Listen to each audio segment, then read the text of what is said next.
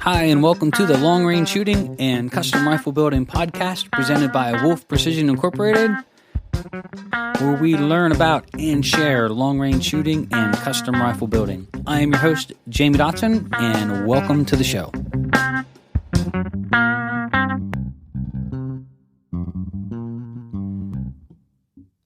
Hi, and welcome to episode 63 of Wolf Precision's Long Range Shooting and Custom Rifle Building podcast. In this episode, we are going to continue on our series of preparing for the hunt. So this is part 2. And as promised in this series, we are going to interview a guide. In this series, we're going to be talking to Brock about big game hunting out west and his experience as a guide. I've been really looking forward to this interview for several different reasons. Number one, Brock is a great shooter. He is a great instructor for shooting slung and positional, as you would expect by someone who has to shoot in the conditions that they shot in out west. And he is just all around a fantastic guy. So without further ado, let's get this show started. This is part 2 from the guide's perspective. All right, so I've been looking forward to do this podcast and interview with Brock for a while. We have been friends for quite a long time. He's a great competitive shooter. He's involved in some other things that we do as well here, a thing called King of the Mountain in Seneca Rocks, West Virginia. So if you join us at any of the events that we teach down there, you'll probably get a chance to meet Brock. Besides being a great shooter and great all-around guy, he was a guide out west and had years of experience on the mountains guiding clients. And I thought it was really important when I sat down and was thinking about doing this series about bringing both perspectives onto the podcast, because guides look at it from a different perspective from the hunters, and the fact that they get to spend so much time with people on the mountain and they get to see what works, what doesn't, some of the common problems that people have. And this interview is just something that is going to really hopefully help you prepare better for your next hunt and just give you lots of things to think about. I mean, just really important stuff. Now, before we get into the interview, I do want to say a special thanks to Krieger Barrels. Krieger is the maker of fine cut rifle barrels. They've been in business for well over 40 years. They are a sponsor of the show here. It is the only barrels that we use. Now, Krieger's launched a new program called KriegerDirect.com. And so if you're in the market for building a custom rifle, whether ours or otherwise, they have a full line of barrels that's actually in inventory and ready to ship. So you can go over to KriegerDirect.com, order your barrel, and have it in as little as 3 days. So if you're going to shoot a really good quality barrel, choose Krieger barrels, cut rifling. There's lots of reasons why. You can go back through and listen to some of our previous podcasts where we actually interviewed Mike from Krieger, and just a lot of the benefits and the reasons why we actually choose them, but we're just excited to have them as a partner. So stop over to KriegerDirect.com today. So we'd also like to give a shout out to Trigger Tech. We always say that if you want to shoot better, put a better trigger in your rifle, and if you're going to take the time to do that, put the best trigger in it that money can buy, and we believe that is Trigger Tech. They offer a full line of triggers for not just the Remington 700 footprint rifles that we use, but also other makes and models as well. They offer the primary, which breaks down to 1.5 pounds, the special that goes down to 1 pound, and of course the world-class and competitive dominating trigger called the Diamond. And they've also released the new 2-stage triggers, which we do have here. The reason we choose Trigger Tech for our rifles here is for 3 reasons. Number 1, reliability. Number 2, safety. And number 3, ease of installation and maintenance. So stop over to TriggerTech.com today and pick out your world-class trigger, get it in your rifle, and start shooting better tomorrow. That's TriggerTech.com. So we always want to give a quick shout out to our sponsors. They really help out a lot. We spend on average of 40 to 60 hours a week working on the podcast interviews, and there's a lot of equipment involved in both setting up, operating, and of course editing, posting, all the things that we have to do to keep the podcast current, and our goal is once a week. So they really help in offsetting the cost. So thank you to our sponsors out there, and thank you for taking the time to stop over and check them out and helping us here at the show as well. So without further ado, let's get into a great interview and let's get Brock on the line. All right, so Brock, thank you so much for coming on to the podcast. I've been really looking forward to bringing you on. This is something I've been looking forward to for a while, going into our Hunter series and Guide series. You were my absolute first choice to try to bring on and try to help some of the people that listen to the podcast and getting ready for their hunt. So, Brock, thank you for coming on and welcome to the podcast. Thank you very much. Pleasure to be here. So, when we get started here, what type of background do you have and what got you started into wanting to guide? So what led you up to actually getting that obsession to head out there and actually do this type of work? I grew up here in the mountains of West Virginia, a lifelong hunter, an outdoorsman. Grew up hunting everything from small game to deer. Didn't really start turkey or bear until later into my high school years. After that, once I graduated, I kind of had to figure out what I was going to do in life, and that was kind of a stepping stone to kind of say, hey, let's try it and see what it's like. I was young, obviously not married at the time, and as good a time as any to take off and go. And it kind of just one thing led to another. I found the ad for a guide school in the back of an outdoor magazine of some sort and called the old guy in Montana, and one thing led to another, and 8 months later, I was in Wyoming. And how many years did you guide, and what states were y'all in? 4 years. 95 through 98 were the main years of guiding. Most of it was in Wyoming. I spent the first fall in Idaho working as a packer running a pack string, but the actual year's guiding was in Wyoming. And any particular species or animals that was like a specialty? We mainly did mule deer and elk. We had a couple of antelope hunters, a couple of bighorn sheep hunters. I guided one moose hunter while I was there, but the majority of the folks were mule deer and elk. And how long generally were the seasons like once you started into this and you hit the backcountry for you, like getting prepped up for the hunters coming and then through the entire season and tear down? And so how long were you out and about in the woods? I was actually out there May through the end of October. May, June, July, early August was summer pack trip season, basically vacation trips. And then somewhere about the 10th or the 15th of August, we transitioned to sheep if we had a sheep hunter. And that's where we headed to the high country to actually start hunting. And on our elk and mule deer season would start September 1st.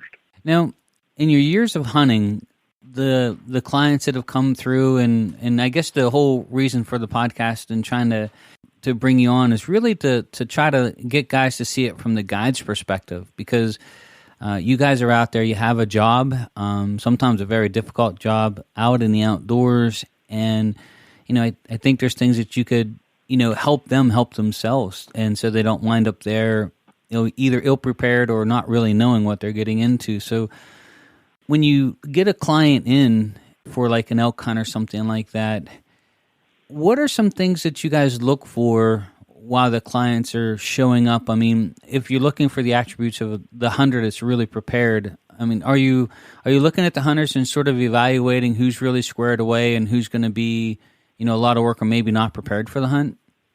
Absolutely. And that starts the minute you either pick them up at the airport or they step out of a vehicle, depending on the situation of how they are getting there.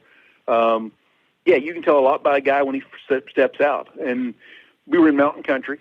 Our base camp was about 8,000 feet, and we went up from there to 12, 13,000 chasing sheep. A lot of the elk it was done at maybe even 10 or 11. And we covered a pile of country, steep country. So you get the guy that steps out, your first thing you look at is what kind of shape's he in, how well can he get around. And that's huge. That dictates from the very beginning where you're going to be hunting and how much ground you can cover. That's probably the first thing.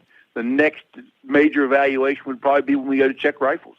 You'd walk everybody down to our makeshift range, and we'd walk out and put a target on a stump, and everybody would fire a couple of shots. And the moment that guy pulls a rifle out of the case, you're figuring out what he's shooting, but also gun handling skills, safety-wise, how familiar he is with his weapon. Can he pick it up and operate with his eyes closed while he's carrying on a conversation? A lot of those little details that you just pick up on, second nature almost, can tell you, okay, is this guy shooting a brand new rifle? And your first thoughts, oh my goodness, what have I got? What's he gotten himself into? If you got some old guy that picks up a beat up old rifle and says, yeah, I've been shooting this for 35 years and covered this many miles with me or something, hunting whitetail, You're like, okay, this is probably going to be an okay hunt. But at the same time, like I said, if you get a guy who pulls a brand new Magnum out of the case and he's fumbling around trying to figure out how to get shells in a magazine and this, that, and the other, it's going to be a long hunt. And when you're at these camps, are there usually a couple guides and a couple clients at this, sort of congregating and getting ready as a group? Is that how that normally works? In the camps I worked out of, yes. There would be anywhere from 3 to 4 guides, usually 3 guides, as many as 6 hunters, depending on how the hunts were booked. Sometimes it would end up being a one-on-one deal. Sometimes you'd have 2-on-1, no more than 2-on-1 in any of the camps I worked at. But, yeah, there'd be, like I said, 3, maybe 4 guides at most, usually 3, and then 3 to 6 hunters. And I've heard this said before, and it would be awesome to ask you this question. Do the guides with the more experience get to pick the hunters they want to take first, and the less experienced guys take the guys that are less prepared or ill-prepared? Sometimes, not necessarily. The outfitter I worked for was great. If he thought from the beginning there was going to be any kind of a problem with the client, he usually volunteered to take him, which left the other 2 of us to pick up guys that he thought were going to be okay clients. Guys could get around. We were obviously younger than the outfitter. In the camp I worked in, no, not necessarily. Again, the outfitter's looking for the ultimate success, so he's not going to put probably a complete rookie with a complete rookie, if that makes sense. That actually makes excellent sense, and kudos to the guide. Exactly. If you have a guy who's been in camp a couple of years maybe before, usually the first-time guides will get those guys, so you're not complete babysitting, quote. Mm-hmm. The guy can actually take care of himself. He's been here. He's been on horseback. He's maybe knows the country even a little bit if he's been here, been in that camp multiple times. That's usually, in my experience, where the first-time guide comes in, at least where I worked. Maybe not all camps work that way, but where I worked, that's typically the way it worked. And again, my outfitter was great. He, like I said, if there was a problem from the day one, he said, "Hey, we're going to make a switch. I'm going to take so-and-so, and we'll switch out, and I'll give you Ryan or whoever the other guy was." And it worked out pretty good that way. If my hunter killed out the first couple days, I may go back and switch out and take one of his hunters if I only had a single. If he had a pair and he killed, or he only had a single hunter and I had a pair, he'd switch out and take one of ours just to help out so that all the stress wasn't on one person. People got as much one-on-one time or good quality hunting time as they could to give them the best shot at the harvesting the animal they were there for. That is, and kudos to the guide, because that's a guy who really cares about his craft and his art. Is the outfitter still operational? He is not. That camp was sold probably 8 or 10 years ago, and the young guy that purchased that camp was actually killed in a snowmobile accident a few years later. I don't know if that camp is even still in operation, unfortunately. Well, when I guess 2 things. When a hunter is looking to select the guide, and we hear this sometimes, we go to a lot of shows. I mean, you guys do, and of course, and we do, and you see, like, at the Great American Outdoor Show where there's 50, 60 guides, 80 guides, and they're all trying to sell the hunt. What should a hunter be looking for to try to select the right guide? I mean, what questions should he be asking to make sure that he gets guides like yourselves that are passionate about really taking care of the hunter coming through and having a successful hunt with them? I think that first starts with the hunter himself. He has to do a reality check. What is he able to do? That's the biggest determining factor. If he's got bad knees, middle-aged, late retirement, early retirement, whatever the case may be, can't get around real well, are you going to book an alpine hunt at 13,000 feet? Probably not, unless you're pretty spectacular and willing to take the abuse. Would you be more prone for a prairie-type antelope, mule deer, elk hunt where you can cover more ground in a vehicle, maybe do a little bit of spot and stalk that would be short stalks? Those are the kind of things, as a hunter, he has to determine himself. Once he figures that out, then he can start asking the question of mode of transportation. What's the terrain like? How much elevation might we gain or lose in a day? Are we going to be living out of a cabin? Are we going to live out of a wall tent? Are we going to be spiking out on the side of a mountain? Those are all questions that can come later once he figures out, what am I really able to do? and then go from there. Like I said, once you figure that out, then you can start asking the more detailed questions as far as terrain and types of hunts and locations and transportations and all the other things that come along behind that. And for guys that are getting ready for a hunt, from your perspective, or things that you could give them, tips that maybe you've seen in camp, what should they be thinking about and actually preparing for? Let's just say they're getting ready to book the hunt. They're 12 months out. Then they're 6 months out. Then they're 3 months out. What do guides like to see? How do you like to see the hunter come and be prepared for the hunt? What makes the ideal client to put the odds back in their favor that they're going to have a successful hunt, that they've done their work ahead of time? Ideally, the more physical fit you are, regardless of the type of hunt, the more the hunter will enjoy it. He's going to be a whole lot less sore and miserable if he is in pretty good shape coming into it, or at least if he's been walking and covering a pile of miles. I mean, if he can walk 2, 3, 4 miles on flat ground, you may get a mile or two out of him in the alpine with a pack. So something like that is, again, where you kind of have to start looking. But being in shape is huge, especially for the high country, the alpine hunts where it may be backpack. I mean, if you're required to pack in, pack out on your back type hunt, something like that, absolutely physical fitness is number one. Beyond that, again, be familiar with your rifle. I highly recommend taking something that you're used to. Most common deer calibers, from the 308 class up, is plenty for elk, plenty for mule deer. Guys think, oh, I'm going to Wyoming. I need to buy a new rifle, so I'm going to buy a 300 Weatherby Magnum. There's no point. You don't need that much oomph, typically, and energy behind it if you make a good shot.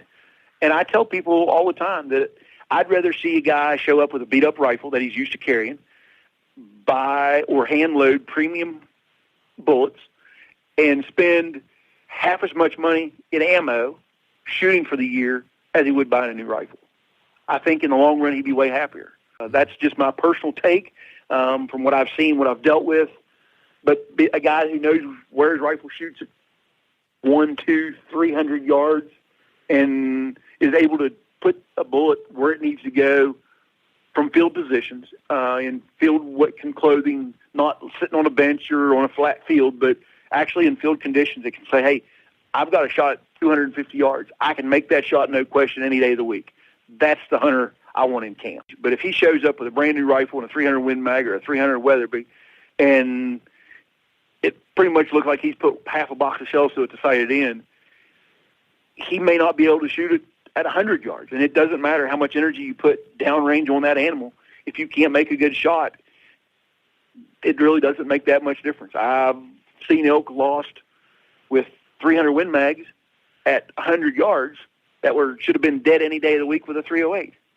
Again, it's all a matter of shot placement and being able to put that bullet where it needs to go when it has to get there. And again, it's hunting situations. It's real life. You've got a matter of a few seconds sometimes. Mm-hmm. That's the only shot you got. And it's like, okay, take him now. And your hunter has to be able to do it. So practice is the best advice I can get to anybody. And practice not only just flat field stuff, but actual field shooting. Shoot off a pack, shoot off a stump, standing off shooting sticks, leaning off the side of a tree, and practice during exercise. You're going to be walking. You're going to be carrying a pack most likely on any type of hunt at some point. So practice, jog to a 100-yard line, jog back, and see if you can still make that 100-yard shot. Take a hike in the rain for an afternoon and come back and see if you can pull off a shot at 300 in your rain gear. Those are the type of scenarios that really help a guy when he gets to that situation and God says, okay, here we go. When we pop over, it's going to be now or never. When I say take him, and it has to happen. The more practice a guy can put in, the better off he's going to be. That is awesome advice. The caliber selection, because you brought up caliber, and I'm a big fan of, shoot what you can enjoy shooting and shoot what you can shoot well. Just be careful going over gun. But what do you find the average caliber that you see go out there, and what would you recommend? I mean, you've seen enough elk get dropped. For the guy that's maybe recoil sensitive or carrying a super light rifle, where do you think the line starts to get that the calibers become too big for the average shooter? So I guess that's a two-part question. It's absolutely a two-part question. It's a double-edged sword. What may be too much for me might not be too much for you, even though we're built exactly alike. Everybody's recoil tolerance is different, and that's something, again, only the hunter can determine. How much recoil can I comfortably shoot and shoot well? You may have 10 shots out of a 300 Win Mag. Okay, 10 shots out of a 300 Win Mag in field conditions is good enough. But if you can't put the first one or the first two there, it doesn't matter. Again, caliber selection. Premium bullets are huge. Do you show up and hunt elk or moose with a nozzle or ballistic tip? Probably not. They're not designed for that animal. So first is regardless of caliber, is premium bullets. Something that's designed to penetrate, to break bone, heavy muscle game, especially when you start talking elk and moose. Those animals are big compared to a whitetail. A lot of whitetail bullets won't make it through the shoulder blade of an elk if you hit him square on. So picking the right bullet is as much as picking the right caliber in my mind. Does that mean I'm going to show up with a 22-250 with a 60-grain nozzle partition for elk? No, probably not. But on the same side, do I want to be the hunter that shows up in an antelope camp with a 300 Win Mag shooting 220s? That's not it either. So there's got to be that fine line balance between what's comfortable and what's practical. Again, back to the two-edged question. What do I think caliber-wise? Probably 6.5 Creedmoor, 708 for most folks is going to be the low end. Do elk get shot with 22-250s or a 243 or that kind of stuff? Sure they do. People do it all the time. Is it super, super common? Probably more out of the locals than the actual traveling hunter. But a good bullet put in the right spot, he's not going to go very far. Does that mean the guy planning on his first elk hunt should take a 243? Unless that's the only rifle he's got and can't afford to buy another one? Probably not. There's better choices. But as a last resort, it would work. Load that rifle with a nozzle partition, a nozzle Accubon, a Barnes bullet of some sort that's designed to stay together, the Nosler E-tips, something like that. Any of the all-copper bullets, the Hornady GMXs, something that's designed to stay together and penetrate that'll get inside that cavity, maybe even still go through a shoulder and get in that cavity and exit out the other side, even for a small caliber, will more than do the job. So, again, it's absolutely a two-edged sword. But typically, I would say the 308 class cartridge is about where it starts. Nice. Again, on the upper end, how do you know without being that person how much recoil can I take? Am I going to send my wife out there with a 300 Win Mag? Probably not. That's not fair to her to put her in that situation. I love her too much to do it, but I don't want to punish her. I don't want to make her any more gun shy. I want to make sure that she can take that one opportunity and put a bullet where it needs to go. So picking the right cartridge for the right person is as much as picking the right cartridge for the right animal, if that makes sense. It does. So just as important as the caliber that the person can shoot well, or maybe even more important, is the bullet. Absolutely. Absolutely. I had a guy, great folks, came up from Florida. All they'd ever hunted was whitetail and pigs in Florida. Obviously, Florida whitetail's not very big. They brought a 30-06. You're like, oh, that's plenty of gun for elk. Well, when you're shooting 135 grain soft point, or whatever they were shooting, and you have an elk standing broadside at 150 yards in a meadow above you, and your first shot busts him through the shoulder, and he stands there and kind of looks at you funny, and then starts trotting off, and the second one hits him in the guts, and he disappears in the timber, you've got a problem. Yeah. We found that elk about an hour later below us, laid up in a wallow from the gut shot wound, still alive, still breathing. As we got closer, I actually took the hunter's rifle and charged in to kill him because he was trying to get up. And the scope eye relief was set so I couldn't see through the scope. So 2 more rounds at point-blank range, within like 4 to 6 feet, looking down the gun barrel, I had 1 exit wound.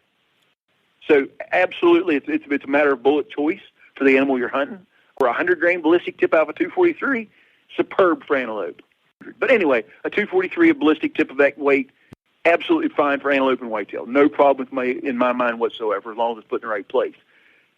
Again, that bullet is not designed as an elk bullet.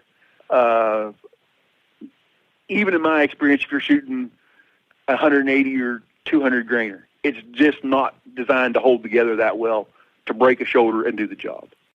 Yeah, it's not the weight; it's the construction. It's the most absolutely.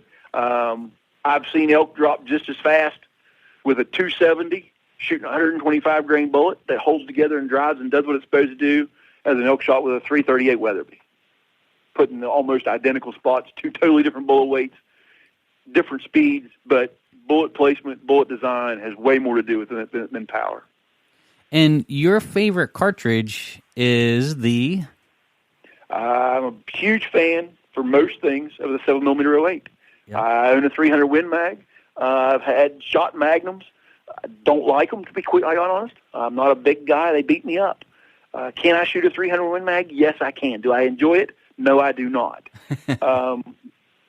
Again, I've got one. I killed one whitetail with it. I bought it when I was guiding out west in the hopes of actually hunting elk for myself, and never did. It sits here. I don't use it. It collects dust in a gun safe. I'm a huge fan of the 708. Ballistically and energy-wise, for a small cartridge with modern bullets, it's outstanding. Mm-hmm. It packs a pile of energy for what it is. That energy with the right bullet carries extremely well. And there's a huge selection of really good, high-quality premium bullets that, in my mind, will do the job. From groundhogs, if you're shooting groundhogs with a 708, clear up to moose or something of that species, even up into Alaska and the Yukon. You put me within 300 yards, and if I drive the right bullet through his boiler room, he's not going very far. I have no qualms in my mind about taking that rifle on that kind of hunt at all. Do I think I'd be undergunned a little bit if I had to stop a charging bear? Yeah, probably. But again, quality bullet that I know is going to stay together and retain almost 100% weight and get 4 feet of penetration, that's pretty good odds. Yeah. You shoot the same or a different bullet of less marginal construction out of a 300 Weatherby and get 2 feet of penetration with a 200 grain bullet. What's the difference? Right. Again, bullet quality, bullet placement is huge. If I was truly going to Alaska and I knew I was going to be in bear country, I may think twice, unless I knew that I was either carrying a handgun as backup as an absolute last resort, or my guide or hunting partner was also carrying a rifle of equally or larger caliber, or a big bore shotgun. And when you talk about the bigger calibers, muzzle brakes on elk guns and big game guns, do you have an opinion on braked high horsepower rifles? Do they work? Absolutely. It makes, obviously, it's proven, there's no reason to discuss it, it makes a large caliber way more tameable for the average shooter. As a guide's perspective, do I have time to stick my fingers in my ears? Probably not. Does a hunter always have time to stick his headphones on or his earmuffs on, plug in his ears? Probably not, under true live hunting circumstances. Mm-hmm. Especially if you're the average guy who's hunting elk, moose, whitetail, antelope out to 200-300 yards. Most of the time, you don't have that time for that. It's, okay, let's get in position. Here he comes, take the shot, bow, it's over and done with. If you're a guy who's sitting on a bean field and you watch a buck walk out at 300 or 400 yards, and I don't know if he's quite old enough, but let's watch him for an hour. Sure, you got all the time in the world. Put your earplugs in or your pro on, and you're good to go. Again, my personal preference is no. Mm-hmm. It's too hard on the guide. It's too hard on the livestock if you're shooting close to a horse, which we have done a lot. Mm-hmm. Where if you're riding in and you get on a group of elk and you basically tie the horses up in ditch and you're shooting right there close to the livestock, it's hard on them. It makes them really jumpy. So my opinion is no for the muzzle brake. As much as guys like them, everybody wants to shoot them, I'd rather have a guy willing to carry an extra 2 pounds and shoot a suppressor. There we go. And do you think, honestly, that you've suffered some hearing loss for the years with muzzle brakes as guiding? I'm sure I did. I had one client in particular shooting a 7 mag, if I remember correctly, and it was one of those moments of there he is. And when his gun went off, I was parallel with the end of his barrel almost. He was on one side of the tree, and I was literally sticking my head around the other side with a set of binoculars. And the gun went off, and when your ears ring for a week straight, you've suffered hearing loss. Yeah, to say the least. And did he get the elk? Yes, he did. Well, at least he got the elk. What's some stories that, like, as guys are going out on these hunts, it's sometimes, especially like new hunters, they really don't know what they're in for. They hear the stories from friends and reading online, but what type of experience should they expect to be in being in the outdoors for that length of time? And what's some stories of guys that came prepared, or maybe guys that came unprepared, and the consequences of it? I mean, with some of the experiences you have, just about bringing them in and how their experience was with their preparation, with spending that much time in the outdoors in the middle of God's country.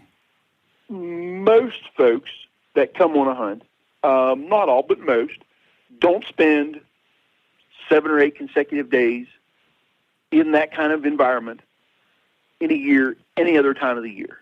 They are all living out of a hotel room or behind a desk or in a cabin or in a lodge or something like that. So asking the average guy, for starters, to spend 7 days living out of a wall tent in the dirt floor in the end of October is tough on them in themselves.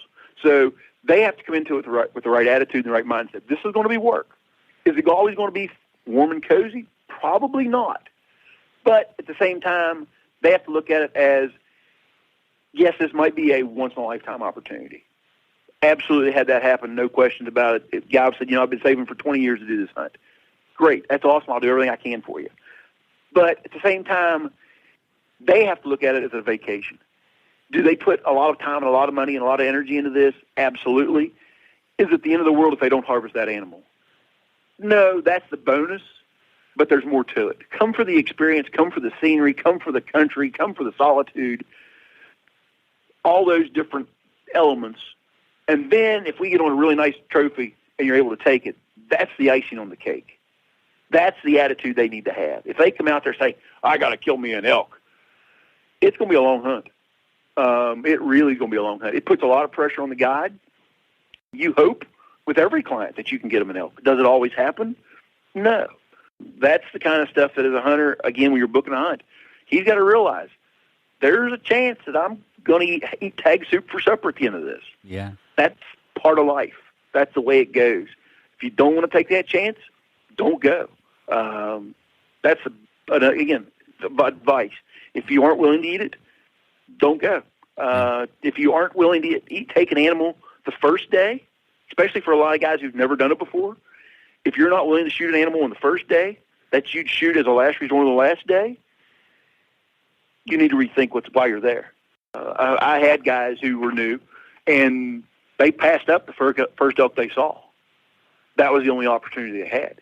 Wow. I also had guys shoot the first elk they saw, and before we were done packing that elk back to camp, they saw 2 others that were bigger. Luck of the draw, right? It's absolutely luck of the draw. Again, how willing are you to eat tag soup? If I'm a first-time guy going anywhere in the West for elk or mule deer, do I want to come home with a trophy? Yeah, I'd love that. That'd be great. But again, don't have your sight set on something that has to score Boone and Crockett, or has to be a 30-inch mule deer, or has to be a 5x5 elk if another elk is legal. Be realistic with yourself. Say, you know what? The first good legal bull I see, or the first good legal mule deer I see, if I get the opportunity, he's toast. I'm going to fill the tag and enjoy the rest of the hunt. Yeah, because the hunt's not over. I had a good friend of mine that just loves hunting, and he said a lot of people mistake that the highlight of the hunt is pulling the trigger on an animal, and he said they sort of got the whole idea wrong. The highlight for the hunt for him is all the preparation and work and training and going out and being in that environment and facing the challenges of the hunt. That's the highlight to him. The crack or the shot going off is almost the end of the hunt itself, and now some work begins. But exactly, absolutely, that is when the work begins. Depending on, again, the situation, the hunt itself, it could be mostly the guide. It could be the hunter and guide. If you're on a backpack hunt, you split that weight up and get it out of there. You take whatever you can, whatever you're able to carry, and divvy up that weight and go. If it's a horseback hunt, yeah, you can go back in the next day sometimes with a horse and pack the whole thing out in one load. It depends on the situation. It depends on the hunt. It depends on the hunter. If that hunter's beat after 2 days and he's pretty leg sore and getting a little lame on me, am I going to drag him back out there to go pack his elk as a guide? No. I want to give him the offer and say, hey, I'm going back out in the morning. If you want to go along, you're able, or I'll accept you to go along, or whatever, however you want to word it. Mm-hmm. But at the same time, go, hey, you got blisters on your feet. Your horse is pretty tired already. If you've been carrying a guy that's carrying more weight than he should from the start, say, hey, I'm going to ask you to stay in camp if you don't mind. I'm going to go get your elk. I'll be back in a few hours. Then once I get back, can you help me finish the caping and then hanging the meat sacks and the other part of it? So you kind of have to read your client a little bit. If it's a young guy who's in great shape, or an older guy, I'm not saying just a young guy, but you got somebody who's in great shape, he enjoys being out there, he's physically fit and active and healthy, and he wants to go along and help, absolutely. I'll take all the help I can get. It makes my job easier. But again, if that hunter is getting pretty tender and sore, has been a little beat up from a stumble, something like that, am I going to expect him to go help me? No, that's the guide's job. Yeah. And equipment and clothing. So hunters can be cursed with what we call gear acquisition syndrome. If it's shiny and somebody's got a good enough sales pitch, you're buying it, taking it on your hunt. So some equipment that they should be thinking about that's necessity, optional, things that they should just leave at home that you see guys bring that's like it's just added weight. And then clothing, being prepared for what they're going to get into in the outdoors, good and bad. So what's some advice you could pass along on that? First off, again, it depends on the hunt. Are you doing a fly-in hunt where you're limited to 60 pounds of gear per person, including a rifle? That's a whole different ballgame. If you're on a horseback hunt where you're allowed a rifle case, a sleeping bag, and one duffel bag. When I say one duffel bag, I'm talking a mid-sized duffel bag, not one that a 6'4" person can stretch out in and get comfortable. I've seen that. So, yeah, I mean, you're still talking 60 pounds, 70 pounds of gear max for a week.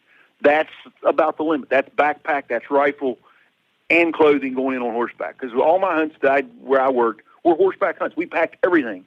Camp kitchen, food for the next hunt, propane, hay for the horses, again, duffel bags, all the normal gear, gun cases, whatever. Everything went on horseback. You had a limited number of horses to get a limited amount of stuff in there. That's just the way it worked. If a guy shows up with this great, big, huge monster duffel bag, we do a gear sort. We go through and say, okay, you need 4 pair of wool socks or 7 pairs of wool socks for a 7-day hunt. You need 2 sets of long johns. You need 2 pairs of hunting pants. You need a set of camp clothes. You need a toiletry bag, a set of rain gear, or 2 if you have a lightweight set and a heavyweight set, something one that always stays in the pack. No matter where you go, you always have a set with you. And then another set, well, okay, it's raining, we're going to be wading the willows today, I'm going to take the heavier set of rain gear. Something like that is fine. Don't overpack, though. Most outfitters have some sort of a supply list, a gear list. Go off that for starters. Ask questions before the hunt. What kind of terrain, how much weight. Find out the logistics, again, of travel. If you're living out of a hotel or a cabin, sure, bring 2 or 3 duffel bags if you're driving there. It's not a big deal. But horseback hunts, alpine hunts, that kind of stuff is a whole different ballgame. So part of that is determined by the hunt itself. But don't overpack. That's the gist of it. Is basically take what you need. Guided, unguided hunts, again, it's a whole different ballgame. Follow the gear list. Good boots are priority regardless, or shoes, whatever the conditions are going to be you're hunting in. If you're going to be hunting prairie ground, do I need a 16-inch pack boot in September? Probably not. Mm-hmm. Do I need an uninsulated boot if I'm going to be hunting sheep or elk in the end of October at 13,000 feet? Absolutely not. So again, gear selection is critical. Good boots, well broken in, absolutely waterproof. There's no reason to bring a pair of boots out there if they aren't waterproof. It's a waste of everybody's time. And do they have to be rubber boots? Probably not. I never wore rubber boots while I was guiding, other than rubber bottom winter pack boots when it got cold. Everything else I wore was some sort of a heavy leather boot that was insulated, waterproof, that could take the beatings of the abuse I put them through. So boots are huge. Ask the guide, ask the outfitter how to pack, what to pack, get their opinions before you go. A lot of times, like, again, the gear list. As far as actual equipment, binos are a must. Again, it depends on the size. A pair of 7-power mid-size might be fine for a timbered elk hunt. If you're going to be glassing big spans of open country for elk or mule deer or sheep or something, maybe a 10-power, a 12-power, something's a little more. You get too much, you get sometimes even the 12s, the big 15s, they're too bulky. They have to go on a tripod or you just can't hold them still. Mm-hmm. When it comes to tripods, spotters, spotting scopes, that kind of stuff, ask the outfitter, hey, do I need this? Are you going to be carrying one? If there's 2 hunters and you go, we'd really like to have an extra spotter. Okay, take a spotter. One of you carry the spotter, one of you carry the lightweight tripod. Balance that weight out so not one guy's carrying the whole load if you're able, physically. Again, a rifle, a couple of boxes of ammo is usually plenty. You're going to fire 2-3 rounds probably for sight in zero check, most likely, maybe only one. If there's an issue, you may shoot half a box. That gives you a box and a half to hunt with. If you fall and bang your scope, you may shoot another half a box. That still gives you a box left over.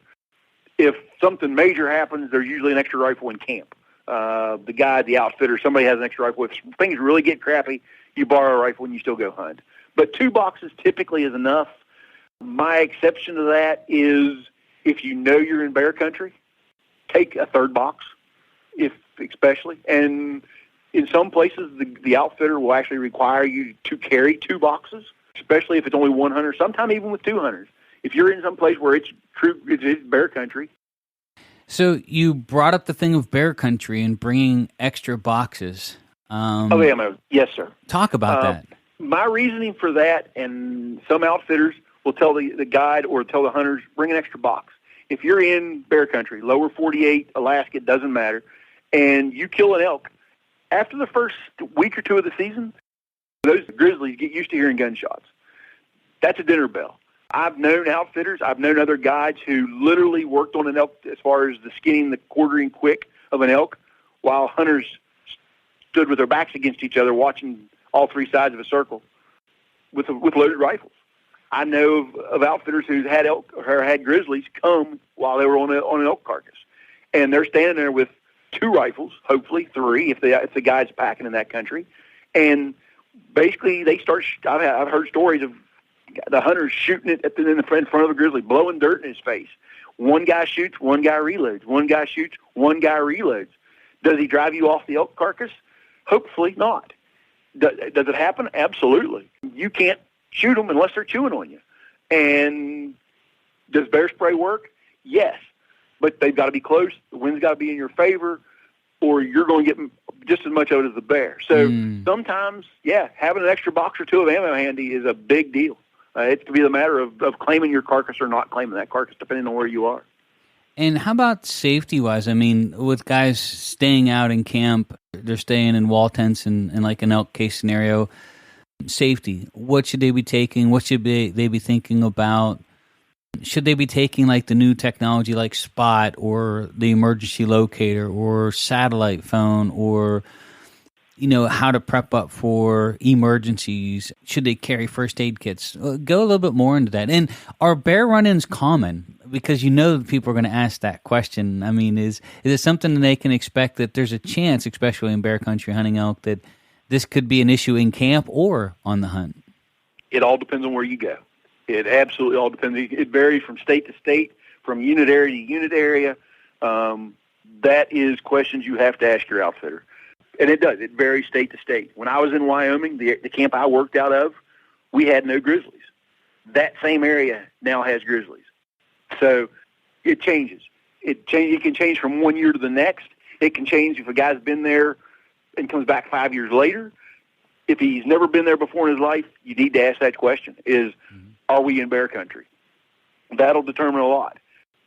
If you are in bear country, typically there's a can of bear spray in every tent, regardless. Cook tent, sleep tents, everything. Every tent has a can of bear spray that stays there the entire hunt. The guide also almost always carries a handgun as a backup and or bear spray. Sometimes a rifle or a shotgun, depending on the situation, what he feels comfortable with, how much he wants to carry, logistics of, again, time and space. So that all varies outfitter to outfitter, guide to guide, area to area. Most of the time, if you're in bear country, your outfitter is going to say, hey, we're in bear country. Here's the rules. No food in camp or out of the cook tent area. You're not taking cookies back to your tent. You're not packing a lunch back and eating your sandwich on your bed. That kind of stuff is a no-go. Mm-hmm. You don't even take, a lot of times, toothbrush or toothpaste into your tent. It smells good. It's a different smell. They can be attracted to it. That all stays outside or someplace in the designated area where this is where the wash tub is. You can brush your teeth here. Here's fresh, clean water. Spit it on the ground, whatever the case may be. Again, it varies by camp. So, but definitely no food. That's the big thing. Try to keep your clothes as clean as possible. If you have come back from harvesting elk and you've got bloody clothes on, they wash them in the creek, hang them to dry, get them out of your tent. You don't want that smell in the tent with you in bear country. Probably you just don't. I mean, and then there's all kinds of horror stories. I mean, I worked for a guy, not guiding for him, but helping actually set camps, who had a great big wall tent that was a cook tent, and there was a great big set of stitches in the front and a great big set of stitches in the back, because the grizzly went in one side of the tent and they always go out the opposite side. It never fails. You can leave the doors open and he'll never come back out through the open doors. He always finds his own hole going out for some reason.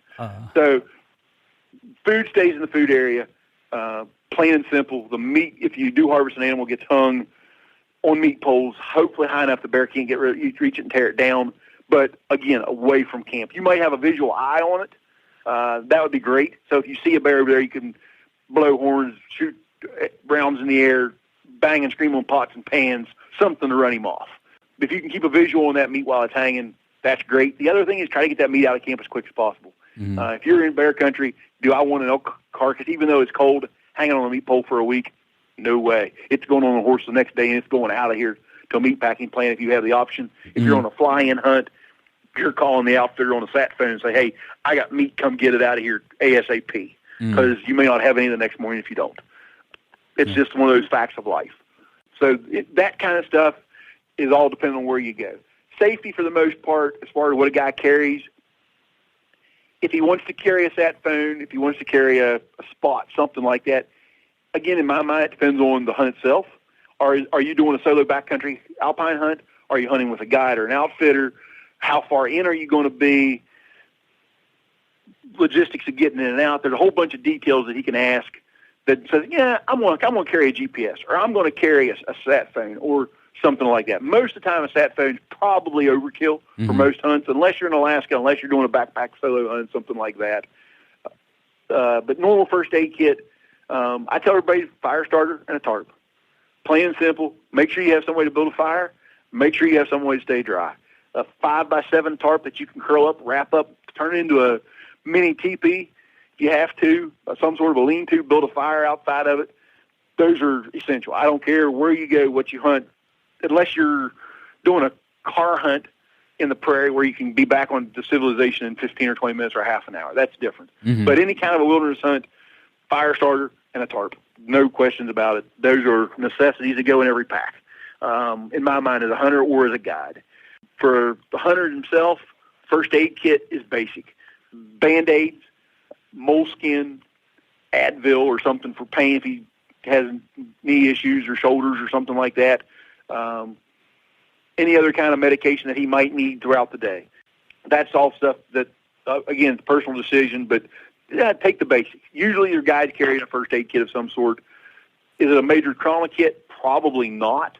Most chances, at least not on his day pack. There might be one in an Argo or something if you're in Alaska, or in base camp or something. But as far as an actual backpack, you'll carry a pretty good medical kit, but there's some things you just can't handle. Right. And that's, again, the fact of life, depending on where you go.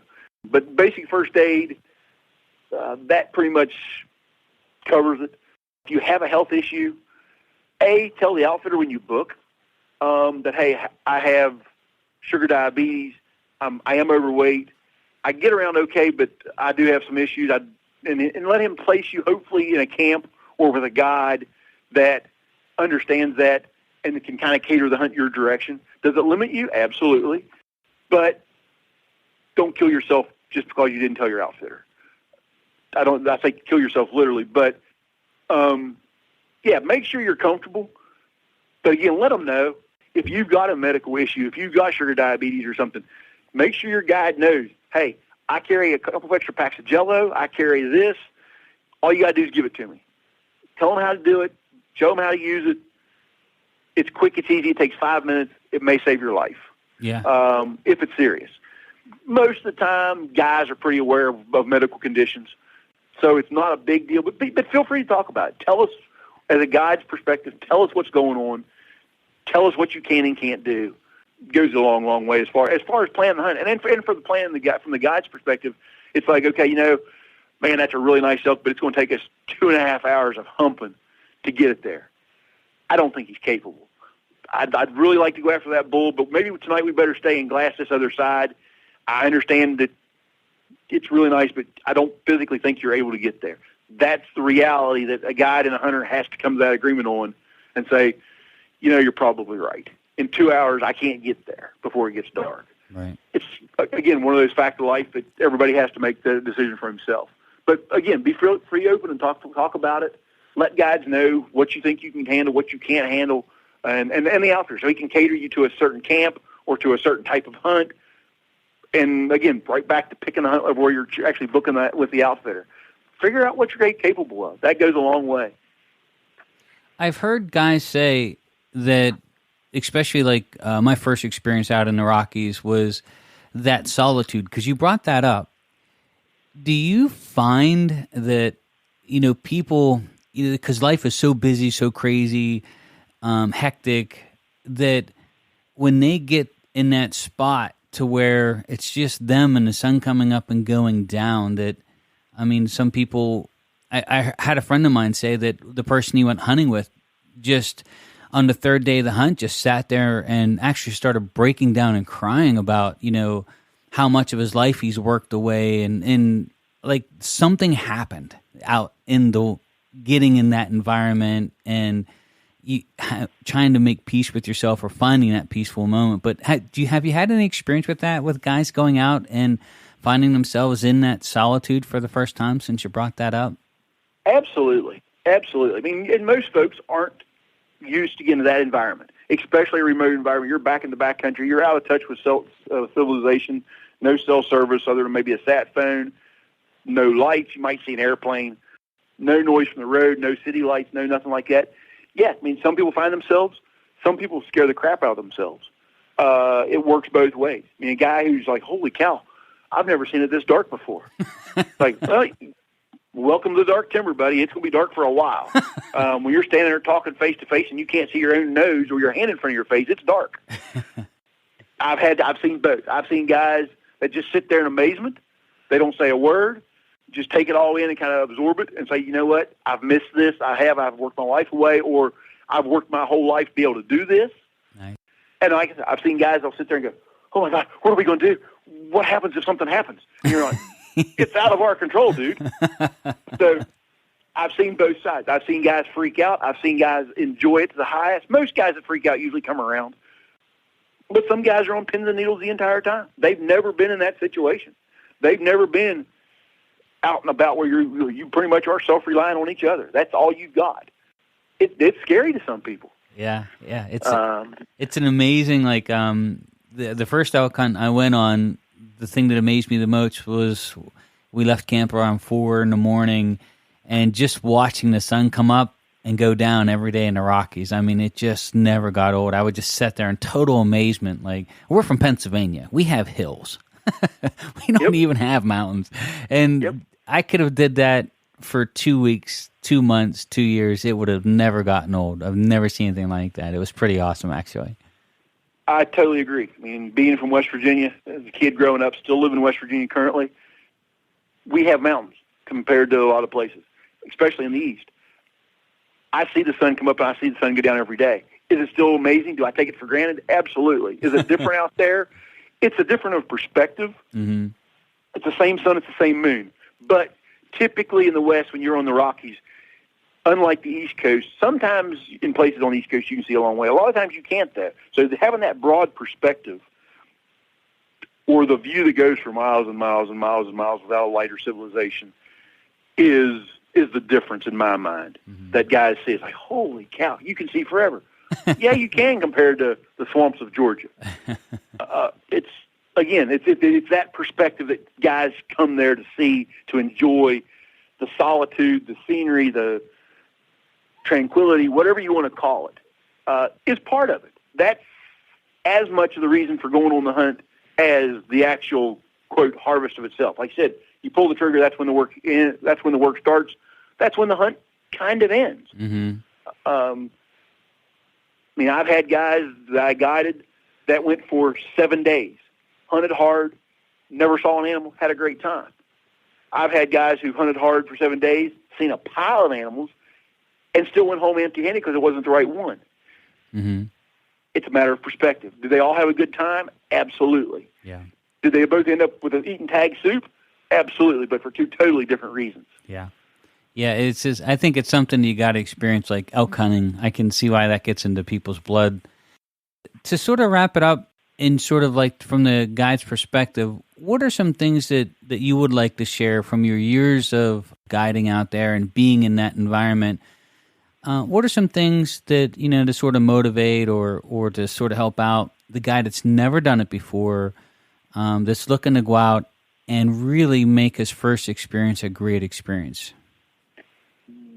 Part of that experience is what he makes it. And I say that because that's the question you asked, but it truly is.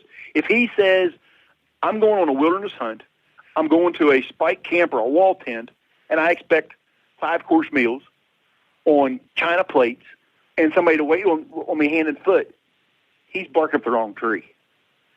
So he's got to be willing to put into it as well. I mean, a guide, especially in the early season before the time changes, we were up at 3:30, and in bed by 11 in August and early September. Mm-hmm. Those are pretty long days and pretty short nights. I'll do everything I can to make your hunt successful, but I expect a little bit of work in return.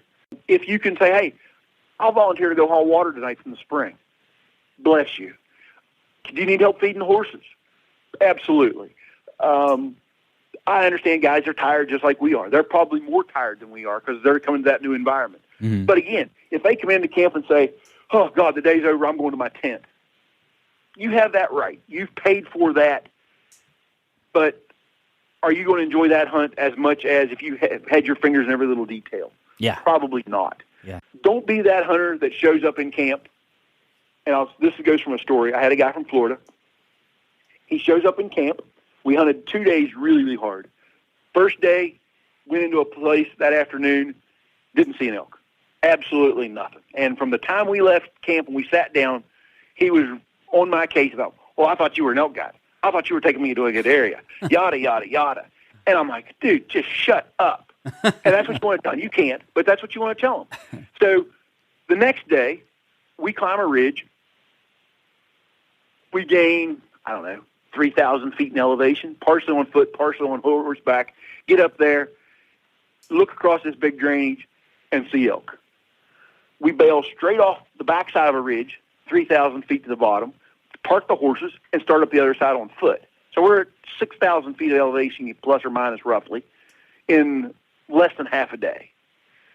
And we're going up into the timber after these elk. They disappear. They beat us to the woods. It's over. Game's over for the morning. Let's find a spot for the afternoon. We sit, we glass, we see a couple elk, nothing that we can get on. The outfitter that evening said, hey, there was a pile of elk in the head of the next canyon over. You want to go after them? Sure. My guy's in pretty good shape. Let's go. We get up way before daylight, ride part way up the creek, park the horses, and we climb 2,000 feet on foot. No horse trails, no nothing, just dark black timber. You're fighting the deadfall. This basin's up in the top of this gully, basically, that opens up into this big, pretty grassy basin. We pop up into there, fresh snow from the night. You pop up into there, and there's elk tracks, but they were all covered in snow. The elk left overnight. There is nothing in this basin.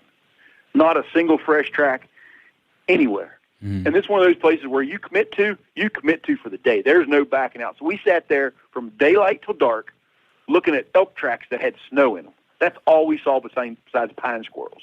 This guy was furious and on my case. I mean, he was an absolute idiot and rude and obnoxious, but it's hunting. So the next day, again, we climbed to the top of a big ridge, get on some elk, drop into them. They did me beats to the timber, so we spend the afternoon there. This is like fourth day, I guess it'd be day 4. That evening, a bunch of elk start feeding out. We make a move on them, get in position. He gets cold. I left our backpacks, or his backpack behind us about 10 feet. He gets cold. I crawl back out, go get his gloves, crawl back up. Now he's thirsty. I crawl back out. Well, the second time I come up, I bring his pack. Well, I'm belly crawling up behind him, and we're in scrub spruce timber that's about maybe knee high. These elk are like 250 yards out. And in and out of the trees, a bunch of little fingers, they're coming and going and disappearing. So you're trying to keep track of which bull is where, and a bunch of cows and little bulls, and waiting on the one really good bull that we saw that morning to step out. And I'm crawling up behind him with my nose at about the guy's ankles, and I hear his safety go off. I'm going, whoa, crap. And then I was like, oh, where's he pointing? Okay, boom. And I pick out this bull elk, which is the nicest one of the bunch in front of us. His rifle goes off. The bull hunches up. You see the blood spot up here. He disappears in the timber. The guy works the bolt. Kapow, kapow, kapow. And I basically knocked the gun out of his hand. And what are you shooting at? He said, that's my elk. I said, no, your elk went in the timber. You hit him good. He's dead right there. How many other elk did you shoot at? Well, I don't know. I thought it was the same one. Oh, my God. The horror stories. So you're like, and this is where a guy just wants to lay down and cry, literally, because you have no idea how many elk he's hit, how many elk he's wounded at this point, because you lost track of where he was shooting for all the elk scattering and running. We get up, we walk out there, gather our stuff, get out to the walk into this little clump of trees, and 20 yards inside the trees lays this guy's elk. Hey, man, congratulations. I reach out to shake his hand, and the first words out of his mouth is, that's not my elk. Wait a second. How does that work? I'm not kidding. He said, that's not my elk. I'm like, you just shot that elk. That was the first elk you shot as I was crawling up behind you. That was the elk you fired your first shot at. That is your elk. Well, that's not the one I wanted. Oh, no. Oh, my goodness. So round and round with that. Hey, I need your license. He doesn't want to give it to me. Hey, I need your license. That's your elk. Give me your tag. Finally, you get the tag. You mark his tag. That's over and done with. Then it's like, okay, I know he fired 3 other shots. There's snow on. I got to go look for blood. Thank goodness all the elk funneled out of one direction out of this big basin. So I left him. I said, you stay here. Do not leave. Gather firewood. We're going to be here till after dark. I'm coming back for you. Do not leave the site of this carcass. And I could see a pretty good way. So I take off up through this basin in the snow, make 2 big half circles back and forth across all these elk tracks that are leaving this big basin up high. Thank God I didn't see any blood. Thank God. That's all I can say. Turn around and come back to the hunter. He's got an armful full of firewood that you could build a campfire out of and maybe grill a hot dog. That's about how much wood he'd gathered in half an hour that I'd been gone. So I start gathering wood. By this time, it's almost dark. I asked him, I said, congratulations again on your elk. He won't shake my hand. Do you want to cape it? Do you want to mount it? No, I'm not going to mount that little thing. That's not my elk. Well, okay. So the guide kicks in and says, okay, well, he's mad. I'm mad. You know what? I'm going to cape the elk anyway, just in case. Right. So I don't ruin his cape and ruin his trophy. Just in case, I'm going to cape the elk. So guess what? You start caping the elk. By this time, it's dark. The snow starts again. You go, hey, do you mind keeping the fire going? I'd rather not. Okay, whatever. We're working on the elk by yourself. You say, hey, do you mind come holding this leg for me? I'd rather not. How much worse does it get? Yeah. Okay? So the guy's sitting underneath a pine tree. It's snowing. He finally says, I'm cold. I'm saying, that's fine. Get off your tuff. Go start gathering some firewood. You keep the fire going. I'll work on the elk. So he gets up and keeps enough firewood to keep him warm. Basically, that's what it amounts to. You're still working on the elk as a guy by yourself. By this time, it's really dark. Yeah. You're cold. You're miserable. You're wet. Hey, do you mind coming to hold this leg so we can finish this up? I'd rather not. Wow. At this point, you lose it. and you basically do the worst butchering job or quartering job you've ever done on this elk. Because at this point, you're done. All you want to do is get the heck out of there, get him back to camp, and get a good night's sleep and some food in your stomach. Right. So you chop the elk up, you get him quartered, you bury him in pine leaves and stuff so the meat won't spoil, even in the snow. Keep him up off the ground, cover him in pine boughs. The story's only half over. We still got to get back to camp. Our horses are a mile below us in this canyon.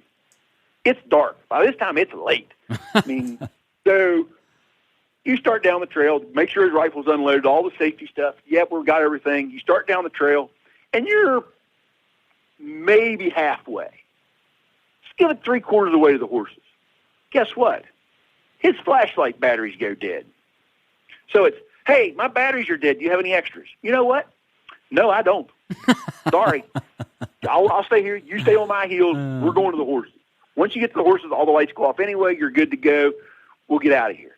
So the hunter's on your tail, and you're beating feet at this point. You are covering tracks, making ground. You're going downhill. He best keep up. I don't care. He best keep up. So you take off. Finally, you get to the horses. You put the rifle in the scabbard, get the hunter, check the saddles, and get the hunter on and start out of this canyon. Well, they call it the name of this canyon for a reason. It's pretty rough. It's pretty ragged. The trail's not very good. You can ride most of it. There's a couple parts you have to walk. But you know what? He's been an asshole all day. And you hate to say it that way, but he has been. So you know what? Here's where the guide gets even.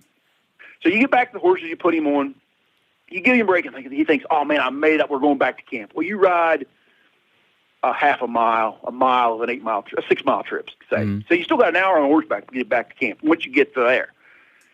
Get on a horse, ride a little ways, give him a break. You think, oh, man, this is great. I'm riding along in the dark. Everything's kosher, right? You stop, you get off. Hey, we're coming to a steep spot. We need to walk a ways. But my flashlight's dead. Hold the horse's tail.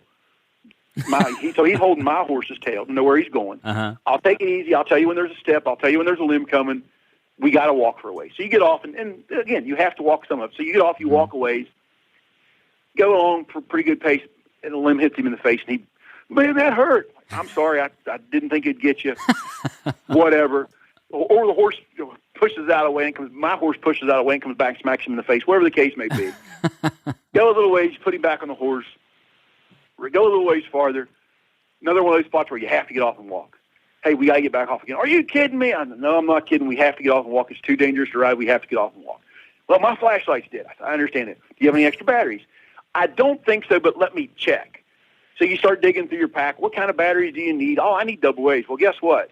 I dig through my pack, and I dig through my pack, and I dig through my pack. The very last pocket I come to, I have an extra flashlight. I'm like, well, heck, I didn't realize I had this. I learned it to Josh, the other guide, and didn't know he put it back in here. So you give your hunter your extra flashlight, you get him off, you walk down through this set of ledges for a couple 100 yards, maybe a quarter of a mile, get him back on his horse, all is well and cozy, and you ride back into camp. By this time, again, middle October, it's been dark for, give it 3 or 4 hours at least. You're cold, you're wet, you're tired, you're hungry. The hunter gets out, gets off his horse, you hand him stuff. He disappears and goes to his tent. That's what they all do a lot of times at that time of night. They're all tired and they're hungry when they go to their tent. Okay, so you take care of the horses, you get everything put away. You go to your tent, hang your wet clothes up, build a fire so your wool pants can dry out for the next day. And you head to the cook tent in dry clothes. You pull up, and hey, how are you? You're running late. Yeah, we had a long night. Did you get one? Yeah, we got a bull. Congratulations. How big is this, that, and the other? I said, it's his bull. I'll let him tell the story. Okay. Hey, supper's ready from the cook. Okay, yeah, I'll take a big plate. So you sit down and start eating, and the outfitter goes, hey, do you mind giving me just a second before you start? I'm like, no, that's fine. Give me 5 minutes. I'll come get you. It's part of being a guide. So he walks out to go find your hunter. He walks down to the hunter's tent. Hey, congratulations. I hear you got a bull. Yeah. Well, how big is it? It's a bull. You make a good shot? I guess. Well, supper's ready. Why don't you come eat and tell all the guys your story? They all stayed up. Okay, I'll be there in a little bit. So finally he comes in, all the hunters, hey, congratulations, trying to shake hands, this, that, and the other, and this guy's still pissed.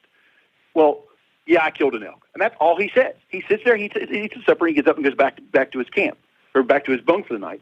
And all the guys are going, what the hell's the matter with him? And you're like, you know what? It's been one of those days. I don't want to talk about it. I'm tired, I'm hungry, I'm going to eat my supper, I'm going to bed. It's a true story. Those are the ones you hope never come back. Those are the ones you hope you only get one or two of in your guiding career.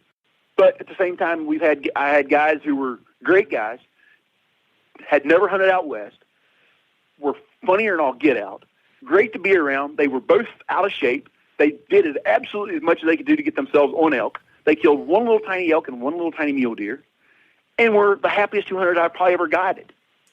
Nice. And had a phenomenal trip. So try to be one of those two in between. That's the best advice I can give you. It is what you make it. And, you know, Brock, I know you pretty well.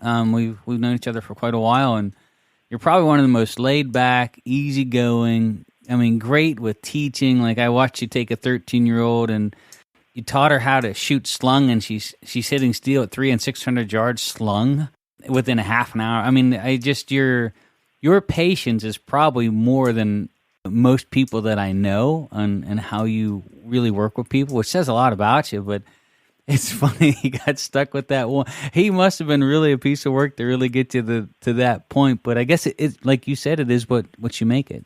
It's absolutely what he is. He makes it. And when I first met him, we got along for the first 15 minutes in camp just fine.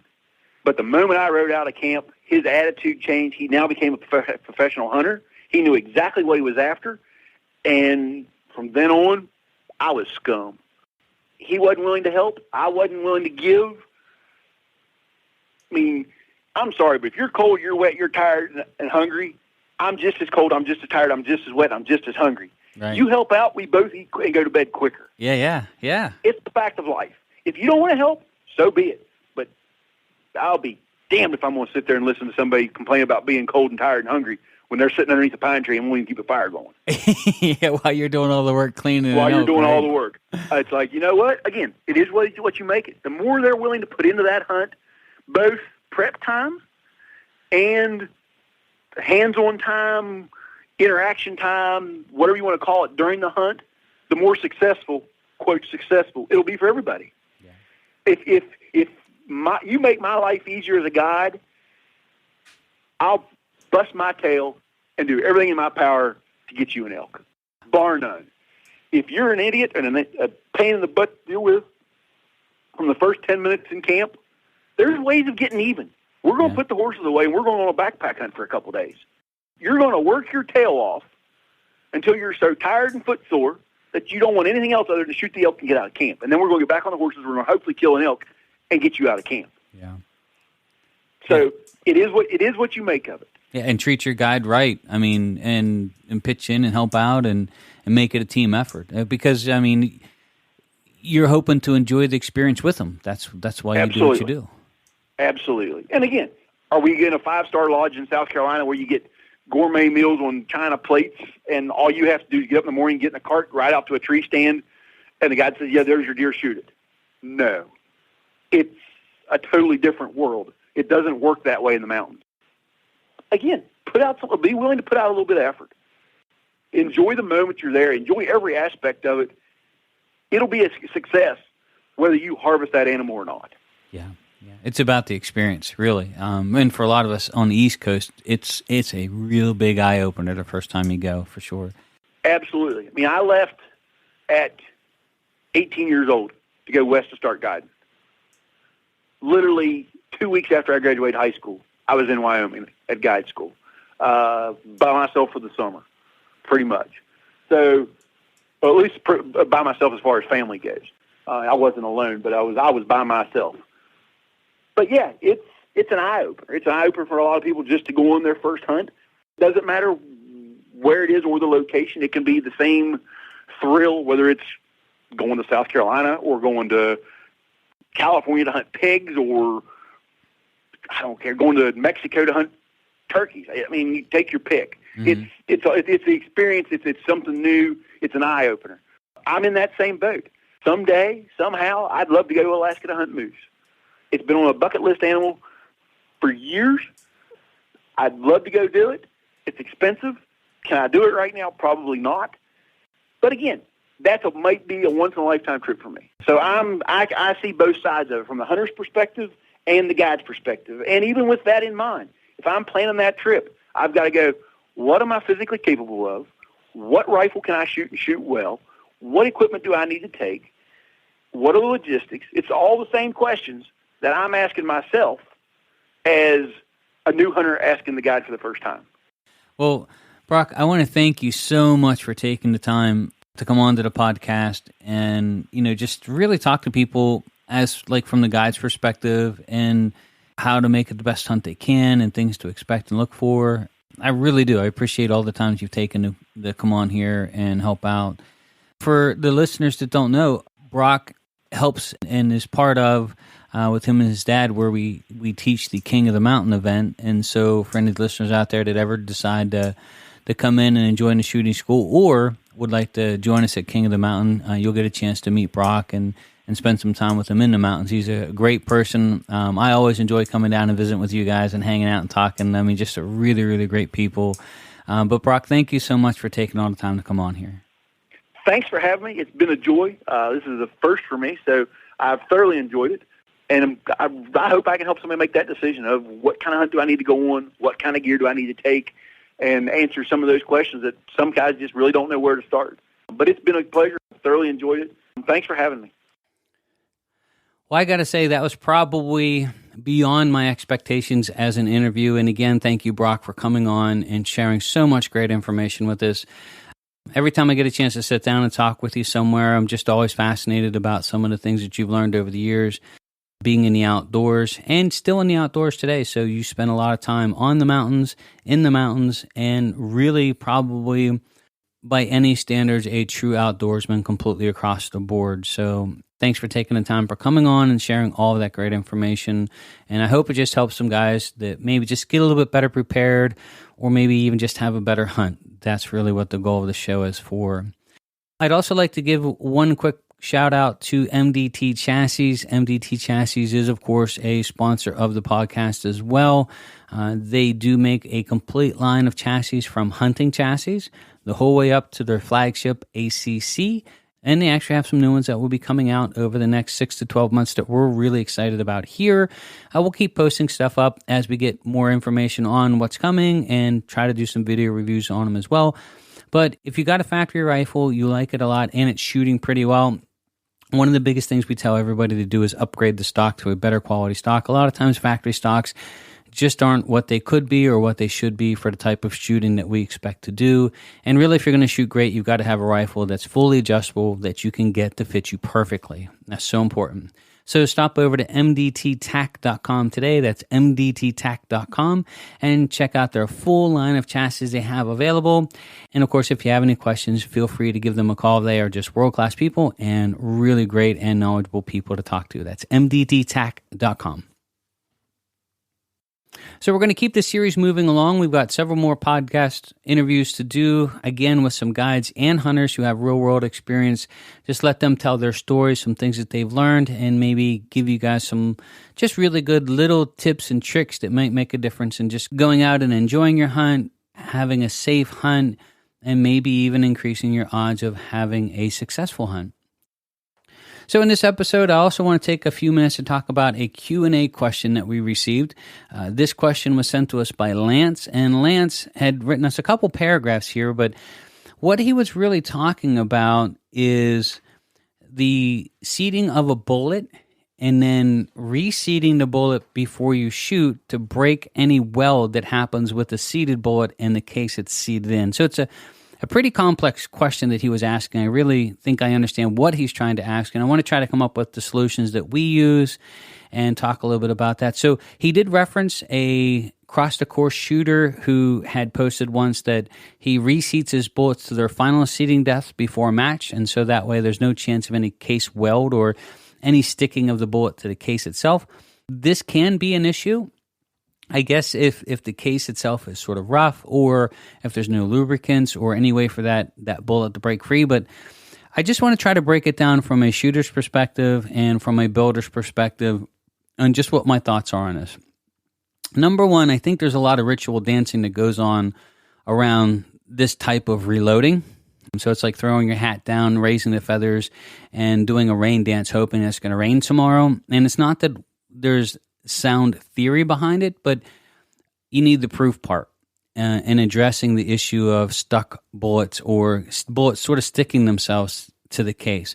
And here's why. I just want to talk about this from a logical standpoint. And maybe I'm wrong. Maybe if Hornady or one of the guys we get a chance to talk to, we would like to bring them on and talk with them on the podcast. Same thing with Alpha Ammunition or Alpha Munitions. We're going to bring them on, and this is something that I might ask them a question on just as a follow-up to maybe get somebody else's point of view, because I don't know everything. I don't have every answer, but I do think on this one that might have it narrowed down. So the across-the-course shooter that was being talked about is from Texas, and he has won lots of across-the-course matches.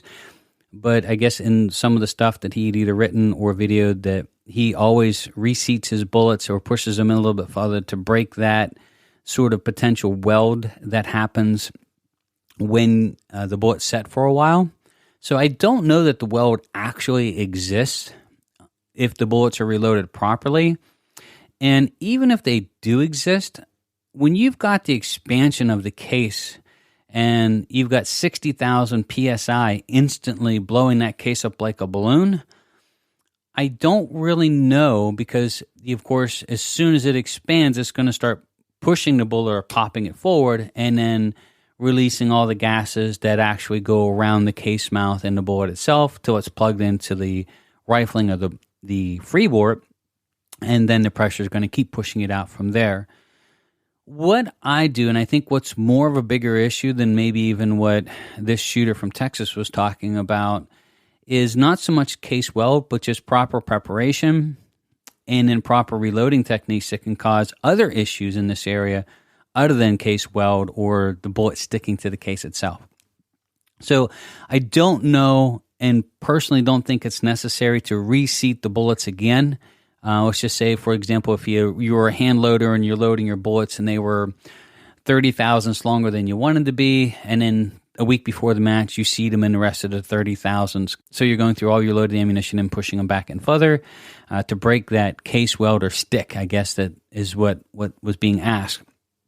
So number one, I'm not sure if I really buy into that. I really do think that there's more of a chance of that's a dance around a hat for good luck or a rabbit's foot than more really sound science, but I will do some more digging into this. I think the expansion of the gases in the case are going to release that almost instantly. And barring an issue of when you reload, so improper reloading or really heavy, damage to the case mouth where you've got pieces like grabbing, and then maybe something like that could happen. But I'm not sure if it's that big of a deal, because you don't hear it being a big deal with factory ammunition. And like, for example, your bullets are polished. You have factory ammunition that we've shot tens and tens and tens of thousands of rounds here at the shooting school. It's really never been an issue. So factory ammunition setting for much longer periods of time, seated with probably more neck tension than what we would do as reloaders, probably is more susceptible to this than the reloader. So I've never really heard any issues with it there. So I'm guessing that on the reloading side, as long as you don't introduce something in there that's causing it, then we're probably going to be okay. Here's what I do, and I think this is two things to address this potential problem, but then also addressing another bigger issue that does come up. Number one, when I am lubing my cases, I do use Hornady One Shot, which is, a lubricant that you spray on and then you let it air dry, but that lubricant stays behind. And so I always start with my bullets or the cases flipped upside down. So I sort of give them a coating 360 with the case mouth in the down position. And then I actually flip them all up, case mouth up. And I actually, while I'm spraying, I'm actually getting a little bit in the case mouth. So I'm spraying it, if you can picture it, like maybe at a little bit sharper than a 45-degree angle. And so I'm misting, 360 degrees around the cases, all four sides that are in the reloading block. But while I'm doing that, I'm actually getting some of that inside the case mouth. So when I do full-length resize, it keeps that area lubricated for both the expander ball, all the resizing process, but then you still have that residual bit of lubricant still in there like you would on the outside of the case for when you seat the bullet. In my mind, that probably is going to eliminate any of the potential stick that's going to happen. And our bullets aren't setting for 2, 3, 5, 10, 15 years in some cases. Or, look at the military and some of the ammunition that they still shoot today that's 30, 40, 50 years old. And so if this was a big issue, you would hear about pressure spikes and just really, accuracy issues from age-old ammo that's out there being shot still today. So that part, I think I try to address it. So I'm trying to make it a little bit easier to seat the bullet, not so much stress on it. And I try to get a little bit of a case lube in there. I'm not spraying it in by the boatload, but there's a mist going in there for sure because I'm spraying it at an angle and I'm making sure they get a little bit inside the case mouth. They do make neck lube that you could, it's like sort of like a powdered material that you dip your case mouths in and that would get it inside and outside of the case mouth. I don't use that, but that is out there. The more important thing I think to talk about when you bring up this issue is inconsistent neck tensions that happen if you don't seat the bullets right away. Here's a big one. If you want to have some issues at long range or issues that come up sporadically is resize all of your cases and then let them set for 3 or 4 days or 2 or 3 weeks. So you have 500 empty cases downstairs. You go through one evening and you size them all, and then you just randomly reach in and pull out what you're going to reload.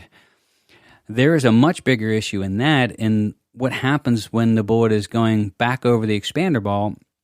You're opening your case mouth up, and I do use expander balls. I do not neck size only, and I do not remove the expander ball.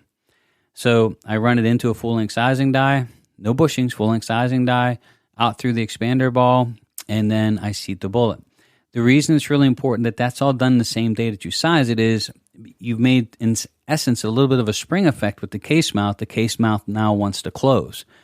So if you let this brass that you've full-length sized set for long periods of time, some of them are going to want to close or spring back more than others, and you'll actually feel it when you're seating the bullet. So do the experiment. Resize 50 cases, set them off to the side, and don't touch them for about 3 weeks. And then go through and start reloading them with bullets. And you'll feel that some of them take a lot more pressure to seat the bullets than others. So you're getting a lot of different neck tension now holding the bullet, and resistance of the bullet being seated into the mouth, much more resistance, as you're trying to seat it. So it might not seat to the proper depth from shot to shot as well. So I think in all in that might have a much more effect on the accuracy issues that can come up than the bullet / case mouth weld after you seat the bullet and letting it set, and then going back later and seating them in deeper to break that stick that potentially happens between the neck and the bullet.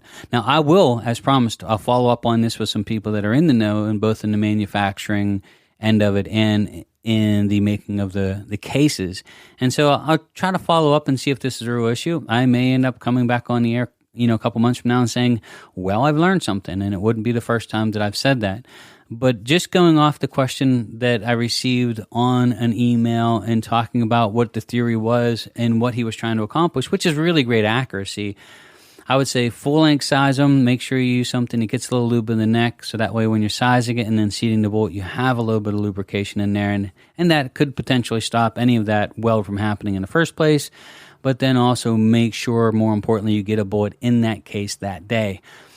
So thank you so much, Lance, for sending in the email. Thank you for taking the time to write the email and taking the in-depth perception that you did of it and really asking a great question. I really thought it was awesome. So I'm going to send you out a free hat or t-shirt as our way of saying thanks.